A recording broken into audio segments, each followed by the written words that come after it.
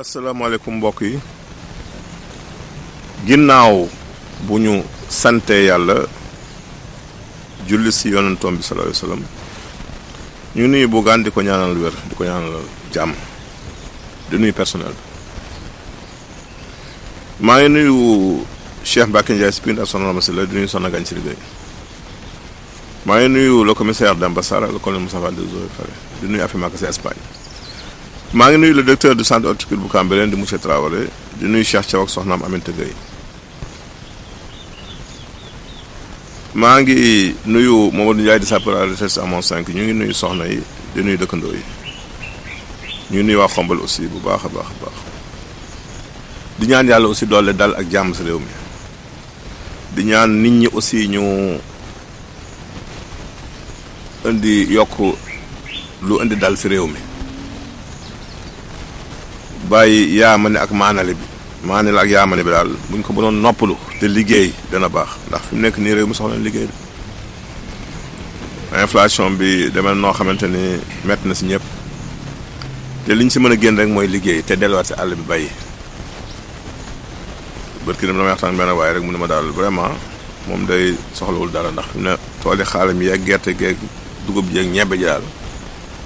ak jur gee muy yar ndax fi mu ne nii nee na bu nawet bi jeexee ba mu jaayee mbiram ak jur lay jënd yar loolu bu ko xalaat boobu ñu bëri amoon léegi développement am ndax mbay moo yor am réew mais coow guddi coow bëccëg du tax am réew soppeeku de nañ ci bàyyi xel bu baax. tey dañu ñëw si l'histoire naturelle du nouveau-né toujours si wàllu liir ak xale ak parent ak ñoom seen suñu nekk ba léegi. li ñu war a njëkk a aborder si partie bi muy 5e partie séquence émission yi ñu war a entamer bokk na si les caractéristiques du futur bébé waaw xam nga dafa doy waar dafa doy waar trop xam nga bu ñu nee la xale bu nekk si biiru yaayam dina naan dina saw mais du lekk du noyyi loolu war nañu xam nan la mën a réaliser woo loolu war dinañ ñëw leeral ko bu soobee yàlla lan moo tax xale bi bu nekk si biiru yaayam mën a naan di saw du lekk te du noyyi dañ ko leeral nan la xale bi mën a nekkee si géej ndax ñun géej jën rek lañu xam moo mën a dund si géej ndax liquide amniotique bi géej la nan la fa xale bi mën a nekkee bëgg a génn si géej ñëw si dund koo xamante ni milieu aérien la loolu war nañ ko leeral si jaww lay nekk si ngelaw kon loolu nañ leen ko leeral bu soobee yàlla bu ñu paree si loolu danañ ñëw si wàllu accouchement muy wasin mu am lenn lu nit ñi di bàyyi xel toujours mooy jooy yuuxu bi xale bi njëkk a jooy muy jooy bi mu njëkk a jooy lan mooy signification lu muy tekki ndax dafa am na ko africain yi gisee am na ko occident gisee muy réewu Europe yi daañu indi ñaari xalaat yëpp danañ ñëw si li ñuy wax le score d'Apgar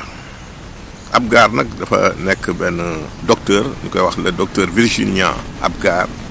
bi gis naa Apgar mu nekk benn anesthésiste américain dafa am benn mbir mu créé ñu koy wax le score d'Apgar mu nekk nag benn appréciation chiffrée nga xam ne ay nombre lay utiliser pour xam xale bi juddu ndax wér na wala wérul ndax mi ngi en état wala nekkul en état si 5 critères lay basé wu. benn bi mooy le nombre de battements cardiaques par minute deuxième bi mooy le nombre de mouvements respiratoires maanaam ne xol bi tëggee bu njëkk bi si benn minute bu ne ñaata tëgg lay tëgg noyyi mouvement respiratoire mooy inspiration expiration mooy ngelaw di dugg génnaat si bakkan bi ñaata la ko def par minute la coloration de la peau ni der bi couleur bi der bi jël mooy 3e critère bi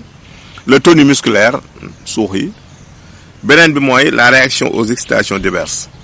ndax buñ ko defee benn excitation nu xale bi réagir léegi nag bu si nekk rek dañ koy affecté de 3 chiffres 0 1 wala 2 suñu pay ñu calculer total bi bu score bi en nekkee entre 3 ak 7 dafa am lu ñu koy lu muy tekki dañ si ñëw leeral ko bu score bi nekkee entre 7 ak 9 dafa am lu muy tekki bu yëpp ëppee 9 dafa am lu muy tekki daa ñëw leeral ko kon loolu lu mat a xam dañ ci ñëwaat incha allah leeral ko kon lii mooy 5e partie émission yi ñu war a aborder incha allah rabbi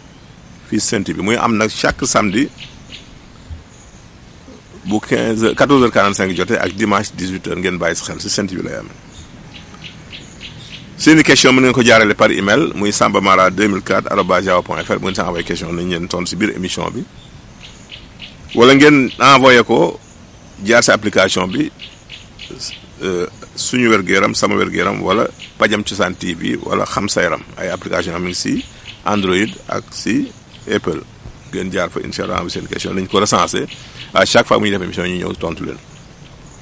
question nit ñi tey indi tey ñaar la benn bi daal kii na na RGO lay laaj lu suy baax muy le reflux gastro-œsophagien moom dafa lekkee dafa am benn liquide buy yéeg wex xat te daf koy dal daf ko sonal mu siy laaj tegtal. jinjeer ak lem wutal jinjeer rek soo defee sa loxo ba mu fees nga dëbb ko def ko si litre ndox yëngal ba mu far nga segg ko bala ngay lekk te dara xelis dem weer def ko du lem naan soo paree nag nga wut xasum béer da ngay wut juróomi xas nga togg ko ba mu ñor def ko si carafe di ko naan par genn wàll ka saa yoo lekkee di nga digérer normalement. ñaareelu question bi kii daal taab lay laaj lu si baax taab li si gën a gaaw mooy xobu limon boo jëlee xobu limon rek sa loxo ba mu fees baxal ko si litre ndox 5 minutes nga segg ko di ko naan par genn wàll kaas boo ndekkee boo wàññi ba fu mu ne sa yaram da koy dindi ba noppi nag nga wut laaj dëbb ko di ko si diw dafay daaw ba ne si saa ñun tàggu fii di leen jox naan benn jotaay jërëjëf.